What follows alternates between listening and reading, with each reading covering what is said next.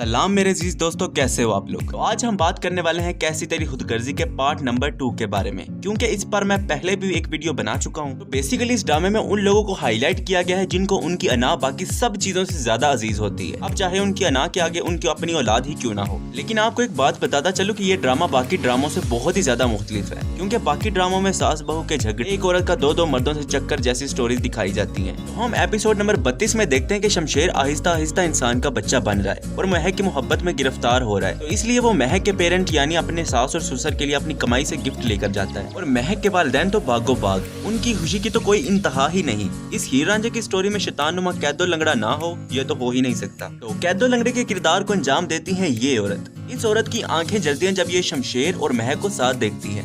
इस लड़की ने एड़ी चोटी का जोर लगाया महक और शमशेर को एक दूसरे से जुदा करने का, लेकिन हर दफा ये अपने ही खोदे हुए गड्ढे में खुद ही गिर जाती। ये लड़की महक के चचाजाद कजन को पैसों की ऑफर करवाती है कि तुम भी हमारे साथ आके मिल जाओ। मिलकर शमशेर और महक को जुदा करवाते हैं। उसके बाद तुम महक के पीछे और मैं शमशेर के पीछे। लेकिन एहसन यानी कि महक का चचाजाद कजन उसको चीटा जवाब देता है कि तुम अपने दिनार अपने पास रखो, मैं अपनी जिंदगी में बहुत खुश हूँ। लेकिन लगता है कि कुदरत को कुछ और ही मंजूर था। अगले ही सीन में हम देखते हैं कि महक की तबीयत थोड़ी सी खराब होती है और शमशेर उसको दिखाने के लिए हॉस्पिटल ले आता है। वहाँ उनको पता चलता है कि कोई खुशखबरी है, यानी कि महक प्रेग्नेंट होती है। और दूसरी तरफ शमशेर के अनापरस्त बाप ने महक को मरवाने के लिए 2 बंदों को भी हायर किया हुआ था, जो कि महक को दूसरी दुनिया में पहुंचाने की फुल तैयारी में थे। शमशेर और महक बहुत खुश होते हैं और हॉस्पिटल से बाहर आ जाते हैं। वहाँ थोड़ी देर रोमांस से भरी हुई बातें होती है और फिर महक शमशेर को कहती है कि अब तुम काम पर जाओ। लेकिन शमशेर जैसे ही काम पर जाने लगता है तो वो देखता है कि एक आदमी महक पर गन तान के खड़ा है। फिर वो स्लो मोशन में भागता हुआ महक को बचाता है और शमशेर को गोली लग जाती है। इसके बाद शमशेर को हॉस्पिटल लाया जाता है। फिर शमशेर का भाई अपने बाप को फोन करके बताता है कि आप अपने खोदे हुए गड्ढे में खुद ही गिर गए। इस सीन के बाद मेरे सीने में तो ठंड पड़ी कि इस अनापरस्त शख्स की अना ने इसको नुकसान पहुंचाया,